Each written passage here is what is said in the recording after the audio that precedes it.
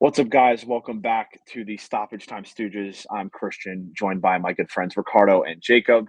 And if you're looking at the title, we're talking the UEFA Conference League Final, which Jacob's team, Chelsea, happens to be a part of. And they'll be facing off against La Liga's Real Betis, who have been one of the more impressive teams since the turn of the year. They've flown up the La Liga standings, almost got into the Champions League places. Gonna have to settle for Europa League, but should make for a good final. But before we actually dive into this game, I'll start with Jacob. How are you feeling ahead of this final? Hmm. How am I feeling? I don't want to. I would say confident, but I'm not. Um, I feel okay. I should feel better, but their recent form, which has resulted in wins, but not great wins, has made me feel very lukewarm about this game. Ricardo, how are you feeling about this final as a neutral? Um, I mean, it is interesting. I'll give even though it's the Conference League, as irrelevant as it is in my opinion, like it's still an interesting final. Um, I guess also just I'm gonna throw this out there for Jacob that Spanish sides typically win in finals. They haven't lost since 2001, so um, Thanks. there's that bit of history on Betis' side. Yeah, so that, but you could break the curse. Who knows? I think it should be a pretty We've won solid. some European trophies. Don't forget that. Oh well, yeah, but no, I'm just saying, no, Not what it's not what he it wants to should be hear. solid. Yeah. It should be a solid final. Just game alone, I'm more excited to see how this plays out than Tottenham United, which is which is kind of maybe that's kind of like an obvious way of looking at it, but this if you just take the stakes out of it, simply just looking at the product that's going to be on the field, I'm more excited for this game. Just the stylistically, it's going to be a nice chess match. Yeah. It should be. I mean, the bar is literally on the floor. So if that's the bar and the bar is just be somewhat watchable, then I hope that game lives up to that standard. I think it will. I don't think it's a guarantee. It might be a boring game, but I don't really care as long as Chelsea are winning by the end of it. I really don't care. As you should. All right, so we'll start with Chelsea because Jacob will be able to give us his analysis of this season. I would say the main objective going into the season was to get Champions League. I'm sure Jacob would agree, but you can tell me whether I'm right or wrong. They Yes. did that. They Mm-hmm. were able to beat Nottingham Forest on the final match day on the road to secure that. So they've, I would say they've secured what they needed to at the bare minimum this season, which was get yourself back into Europe's best competition. This is as Jacob, and if you've watched us over the The whole coming I month have or said the this the previous minute months, I knew they this were is in this competition competition. as you'll describe is one that you want. So, and I'm sure most Chelsea fans will agree, winning a European competition, regardless of it's the Europa League or even the Conference League, you still want to win. So, under the management of Enzo Maresca, that's the goal in this match. It's not going to be an easy one, in my opinion. Jacob, how have you assessed this season as a whole, and what would you grade it? I would give the grade for this team a B. I'll give it a B. Because it was a little uneven. It started off A plus. It started off great until Christmas time, and then they went through a period where they were just terrible and could not pick up points and couldn't win games and had the same pattern where they take the first goal, then they give up a goal, then they give up another one, they lose, and that was very frustrating to watch. And they had some really bad. I mean, they lost to Ipswich, which is inexcusable. And that is the only game that Ipswich won at home this year, I think, against friggin' Chelsea, which is just ugh. But that one, they had a bad loss against Villa. They had a bad loss against Fulham, or it was either Fulham or Bournemouth. I can't remember. I think it was Fulham because I think they tied with Bournemouth at home. So not but then it got better around mid-March, maybe February. I would say probably mid-March. They were not very fun to watch. It wasn't necessarily an exciting product, but they were winning games. Their most recent stretch was not a gauntlet, but not an easy stretch at all. They had to play Newcastle, Man U, Nottingham Forest, some other teams, and they got by. Liverpool too, they got by. Yesterday was the prime example of that. They were not very good, but it didn't matter. All they cared about was that they won 1-0, and they got a lot of help from Aston Villa, from some bad refereeing decisions, from Newcastle, who lost at home to Everton. And I don't know if there's another one, but they got a lot of help, and they ended up in fourth. They haven't been in the Champions League in a few years at least. This is the first time they've been in the Champions League in the Todd Boehly era. So that was very important. They kind of celebrated like they won a final, which I'm not crazy about, but I felt the passion because it's been a while since, as I said, they have been in the UCL. So that was a very important thing. I would say that the manager exceeded my expectations. I was angry in the beginning because I didn't like how they fired Pochettino for a guy from the Championship. And then I saw the way that they played, and I was very enamored with the style, and then it got pretty stale. So, Cole Palmer got off to a great start, and then he had a really concerning finish the last half of the season where he mustered like one goal in the last like several games, which is a big problem. And they really struggled to score goals. They were way better defensively this year. I will give them that. They gave up like I think 20 less goals than they did the year before, but they scored at least less than 10. So it was uneven, but I would say a B. It's a B plus if they win this game on Wednesday. Because I said this the whole year. They have to win this tournament, and they have to win it because they are by a mile the best team on paper, and they just are. They were the minute they entered the tournament. So for that reason alone, they should win this. And again, I am not taking Betis lightly. They've had a really impressive season. Anthony has rediscovered the form he had in Holland, and that is commendable. They have a very proven manager in Manuel Pellegrini. They have some fine players who are experienced and capable, but this is Chelsea's game to win. Clear and simple. Yeah, I mean, I think that's well said. What's interesting about this competition is, at least last season, everybody expected Aston Villa to kind of take the aggressive outlook of it and win, and then they got bounced in the semifinals against Olympiacos unexpectedly. So it's been a couple of years with the Conference League. I don't think the favorite overall has won many, if not any, tournament so far. So I think Chelsea winning it would definitely be the biggest, favorite going into things that would actually pull off the result that they were hoping for going this season. I guess, Ricardo, just your thoughts on Chelsea. How have you seen them progress over the season under Enzo Maresca? Yeah, I mean, they've had their high moments and certainly some lows. They've, I guess, as kind of Jacob said, kind of just gone by and been like doing just enough, which, I mean, if you're winning games, that's pretty important. Even if you're just, it doesn't have to be, the prettiest, but if you're winning games, it's still huge. And ultimately they reach their goal of, wanting to be in Champions League, their desire to be in Champions League and then be in this position in the final, because like Jacob said, they are miles in terms of talent. They have so many expensive players too that they brought in, and such a deep roster also that they can pick from. But yeah, overall, I would say it's been, I'd say successful. Champions League, always a goal. And they've done that.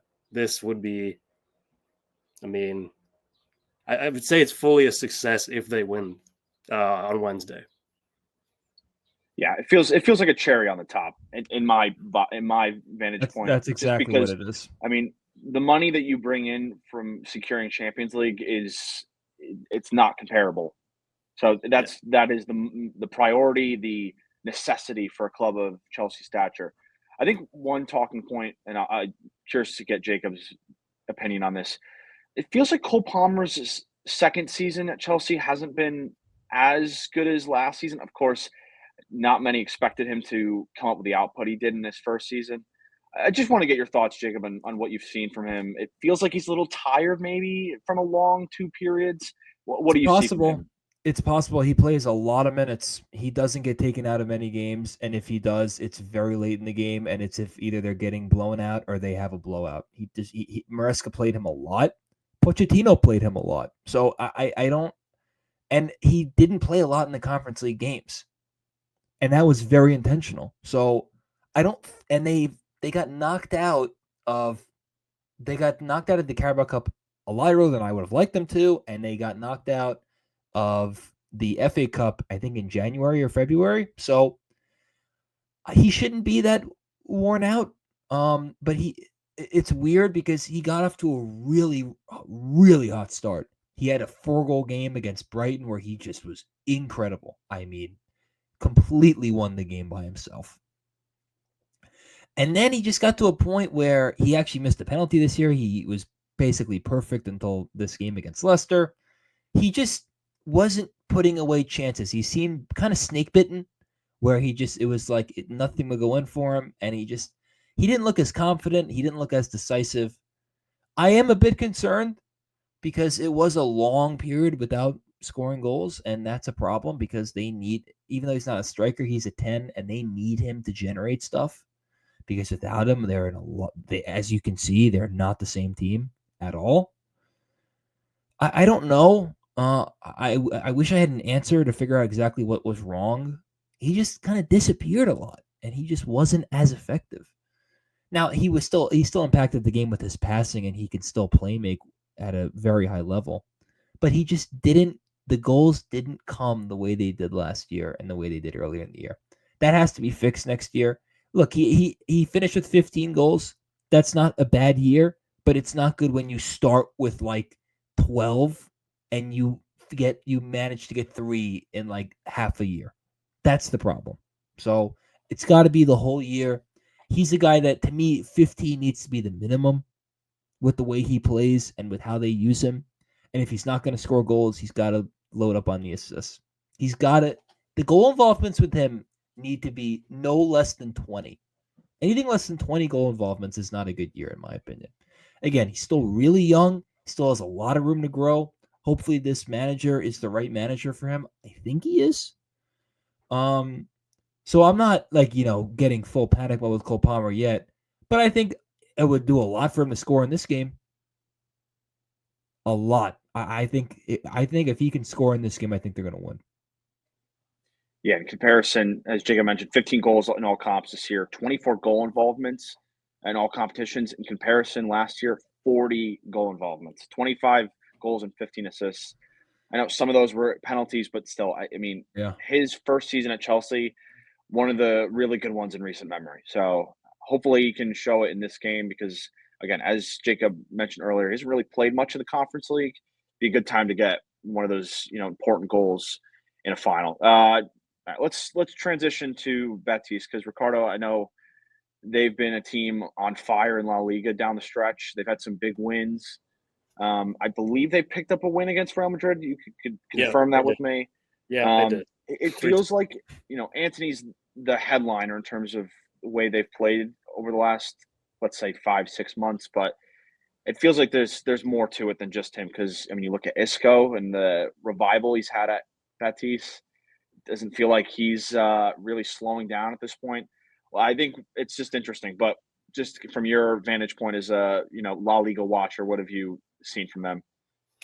I'll say this, that they typically like to play on the front foot. They like to attack, which that kind of leaves them a bit too open on the back end. In the last 11 games, I believe they've conceded at least 1 goal. So I mean, it's fun enough from a neutral standpoint, to watch them, how attacking they are.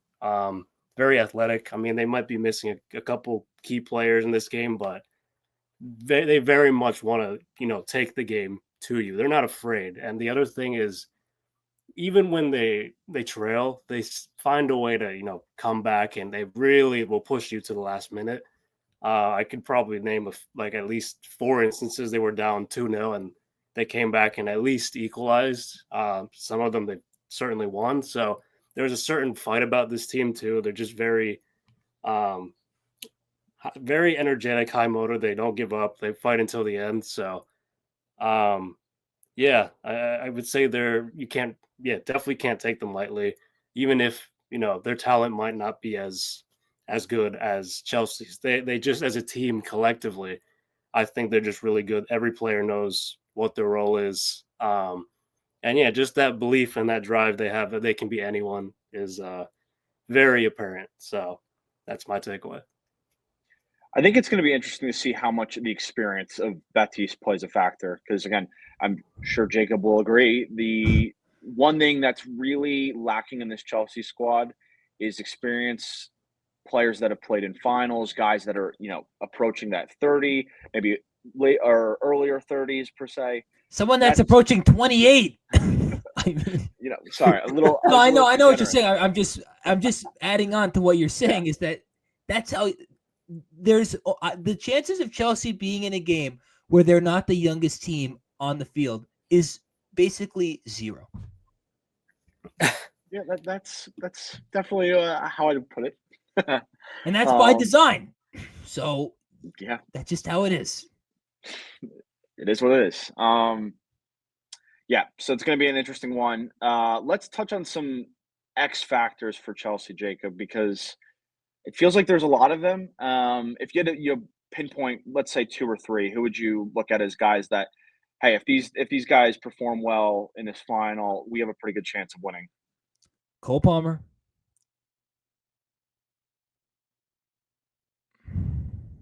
Moises Caicedo. I'm stuck on 3 because I have like 4, but give us the other 2 then. I think there are 4. I think it's Cole Palmer, it's Moises Caicedo, it's Marc Cucurella, and it's Robert Sanchez. Yeah, I was hoping you would say the goalkeeper. He's been better of late. I haven't screamed at him in a long time. So I consider that progress. He hasn't made a brutal mistake in a while. I'm gonna knock on wood because God, if I jinx that. He's been steady-ish. He's as steady as Robert Sanchez can be, which is not that steady, but steady enough. I think Marc Cucurella has been the unsung hero of this team. I think he has had a really, really good year. He plays every game. They don't have a backup left back. He plays every game. He is tough. He's a little nuts. He likes to get into people's heads. He sometimes does some really stupid fouls that drive me crazy. And he also has he scored like 5 goals this year. I mean, let me just make sure I get that right. He scored, 5 goals. He was 5th on the team in goals. A left back that is not some dynamic scoring left back, was 5th on the team in goals. He is very important to this team. Moises Caicedo, to me, this year, played like the guy that he was supposed to be a year ago and the guy he was at Brighton. He played right back. He played, as his normal position as a 6, and I think he has really evolved. I think he is just a tremendous player. And Cole Palmer, obviously, they need him. If Cole Palmer has a really good game, they're going to win. I feel very strongly about that. If he can have let's say he can somehow find a way to score 2 goals. There's no way they lose that game if he scores 2 goals. I just firmly believe that. And if Robert Sanchez can just be steady and not do anything stupid and not take any dumb chances with throwing the ball or making certain kinds of finesse passes, if he can just be steady in the net, they're going to be fine. He has that capability. I don't trust him, but I do not want to see Philip Jorgensen in the net. Under no circumstance do I want to see him playing in this game. And if he has to play in this game, we are in deep trouble. But I think that those 4 are going to make or break the game. There are some other people that I think are very important. I think Enzo Fernandez is really important. I think that Levi Colwell is really important. However much Reece James plays is very important. But those guys in particular, I think, are going to make or break the game. Do you think there's any chance he goes to Jorgensen? He's made 13 appearances in the Conference League this year. I really, really hope he doesn't, because I think he stinks. I really do. And I'm not just trying to, rag on him. He's not. I don't think he's a good goalkeeper. I mean, when he played in the Premier League, when he benched Sanchez, he was terrible. That Villa game that they lost was 95% his fault. I mean, he's okay when they play, a team from Afghanistan or Baghdad or Kazakhstan, which is where some of the teams that they've played have been this year. I'm exaggerating on a few countries, but nonetheless, when you play, teams that are in third world countries, he's fine. But when he has to play a team that's not a joke, I do not trust him. Listen, picking him and Sanchez is like picking between meals that have been half eaten. It's like, is that the best you got? I'm hungry, so I have to take one of them. That's kind of what it is. It's not, there's no luxury with those two. Chelsea's two best goalkeepers are on loan. I'm just going to leave it at that. And you know who they are. One of them used to played for Ricardo's team, and one of them is for Strasbourg, which is Chelsea's B team, basically. Probably. Yeah, I mean, but with all that being said, I think that the nucleus that I listed is very important to them winning, because they need their best players to turn up, because if they don't, they're going to lose. Now, I don't think they're going to get blown out, because I don't think Betis has that kind of firepower. Personally, maybe I'm wrong. I don't see it, and they don't seem like a team that punishes you with a bunch of scoring. But Chelsea hasn't done that in months, so I don't feel confident that they can do it either. But I think that this is a more than winnable game. Bottom line, I mean, this is again, no disrespect to Betis, but Chelsea are the better team in the story. Definitely. Ricardo, I'll just get your thoughts, and then we'll go to Jacob again. I think another talking point for Chelsea is Nicholas Jackson as to whether or not he starts this match. Got the red card in the Premier League a few weeks back. Hasn't played in 2 weeks. It's probably him or either Pedro Neto starting as, the makeshift number 9. If you were the manager, where would you go here? You're playing the 9. You are playing the actual striker. Like all this makeshift stuff. You don't want to do a Pep what he did in the Champions League against Chelsea. Yeah, exactly. Like you don't overthink it. Just do what you have to. He's the natural 9. Just start him. There's no overthinking this year. Just plain and simple. Just like the goalkeeping situation, it's the same here. Just go with the guys that you know are going to deliver. So Nicholas Jackson, yeah, play him. Start him. Come on, Jacob. I want the best 11. I don't care if the whole bring the guy that got you here. Well, not necessarily, because the guys that got you here played against teams that will never sniff a Champions League. So with that being said, I would prefer it be Jackson. But if Mark Guiu is healthy, then I'd think about it. I know he's like 12 years old, but I'd think about it. And Tyreek George has some promise. I will say that. So, I mean, they cannot play Neto as a 9. I mean, I like Neto. He's a decent winger. He is not a striker. I know that by his goal output, and I'm just going to leave it at that. He's not a striker. Good player, not a striker. 2 wingers for you would be Madueke and... I would say Madueke and Neto. That's who I prefer. I mean, That's what I think he'll do. I could predict the 11 if you want, or I could give you how much changes from the lineup against Forest for you? It was here. I'll pull it up now.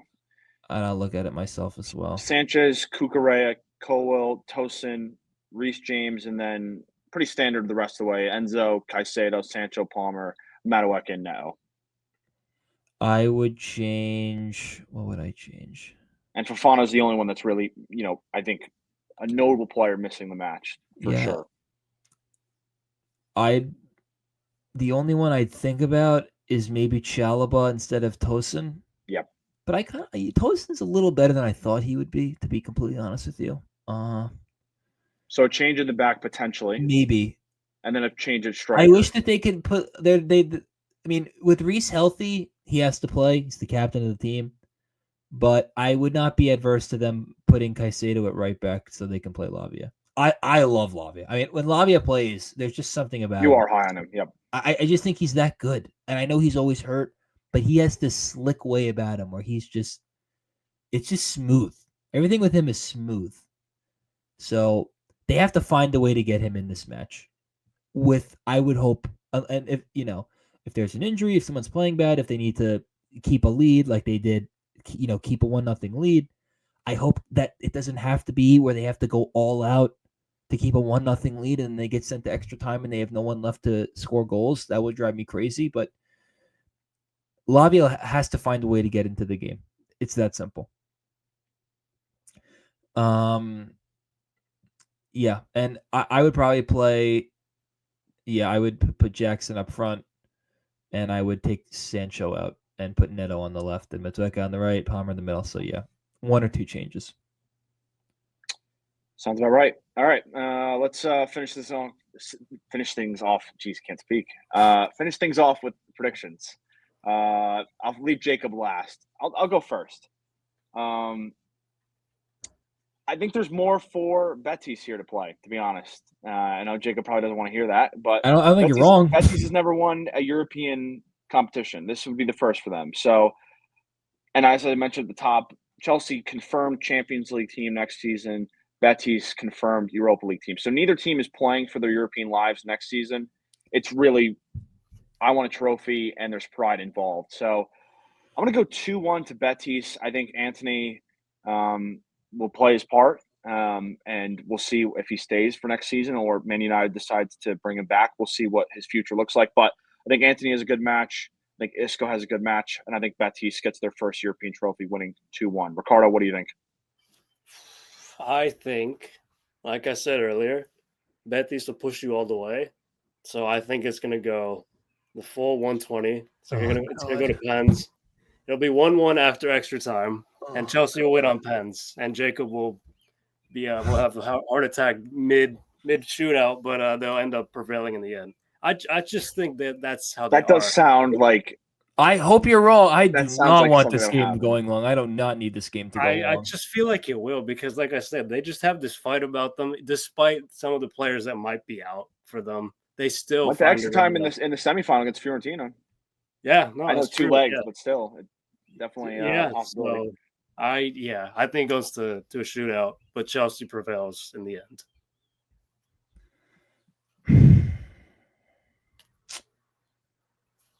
I think it's going to be low scoring. That I feel pretty strongly about. As far as the margin, 2-1 Chelsea. I hope. Scores. I want Cucurella. I knew it. I knew he was going to say that. I just think he's going to find a way to score some crazy. Two fullbacks, Reece James and Cucurella. Well, I would be very happy if Reece James scored. I'll go with Cucurella and Fernandez. All right. I think it's going to be random. I think Fernandez will get he'll receive some long ball and he'll slot it in the back, like half his goals, which are just like right in front of the goal, and he slot like the goal he scored against. I don't mean the game was meaningless against Liverpool. Kind of like that.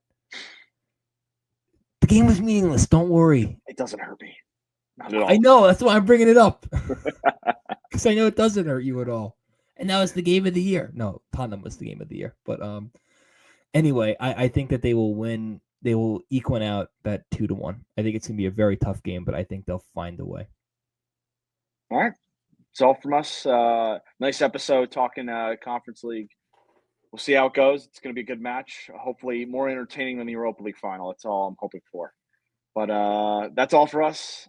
Check us out on YouTube, Twitter. I'm handling those, so make sure you check us out there. Plenty of ideas for the summer. We have plenty of stuff to talk about. Club World Cup, signings, departures, you name it, we'll have it. So yeah, that's all from us today. And check us out next time.